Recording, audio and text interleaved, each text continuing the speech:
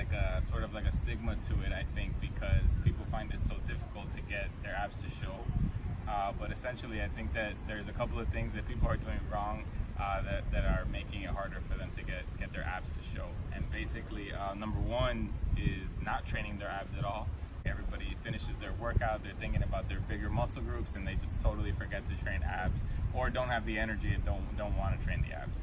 And then number two is basically just choosing the wrong workouts and not training the abs the way that they are supposed to be trained. Essentially, there's some certain movements that each region of the abdominals have a different purpose, and so essentially you can't think that you're gonna just do crunches and your entire ab area is going to be toned up. You gotta train the obliques a certain way. You gotta train the muscles in the front, the six pack.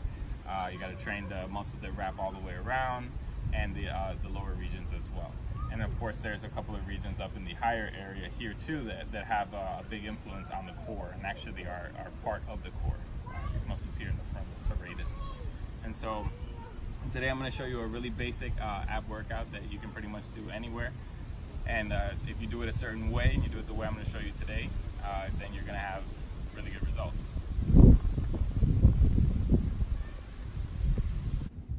Okay, exercise one is going to be crunches with your legs up at 90 degrees. This is a basic ab workout that is kind of like a go-to for me when it comes to foundational workouts. So it looks easy, but it's not. Make sure that when you're doing this workout, you don't pull on your neck. You just have your hands interlocked behind your head and just place them firmly. You're going to focus on flexing and moving only at the torso. So just think about moving at your stomach. So you're just basically going to get your chest as close to your knees as possible.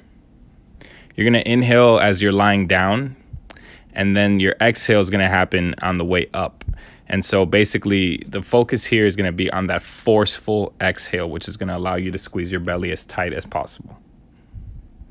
So that's as far as your main mental focus point for your muscle. It's going to be at that belly point, and you're just going to think about creating as much squeeze as you can at the stomach when you come up. Next thing you're going to do is lying down leg lifts. This is a super effective workout for your lower abdominals. It's most effective when you keep your head up. But if you can't keep your head up because you have neck tension, or maybe you don't have the strength, it's okay. You have the option to keep your head down as well. And keeping your head down is still very effective. It's just not as much as a full core exercise.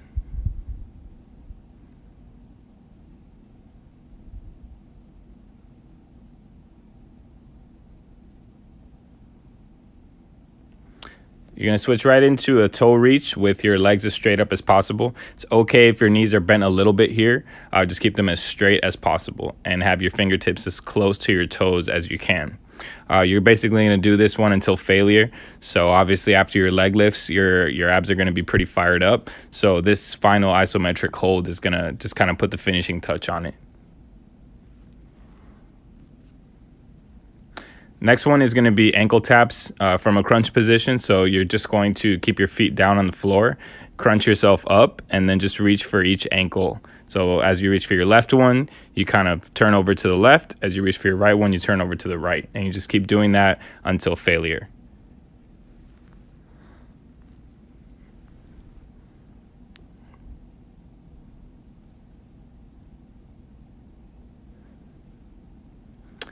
Next is going to be the plank. This is a classic workout for your core. Obviously, it involves a lot of arm strength and core strength all together.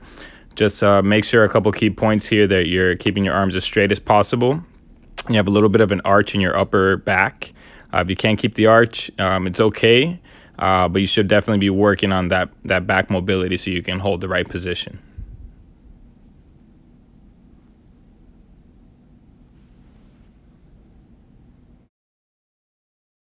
Do your best to keep this basic routine under 10 minutes. Set a timer and do each exercise for 1 minute or until failure with as little rest as possible.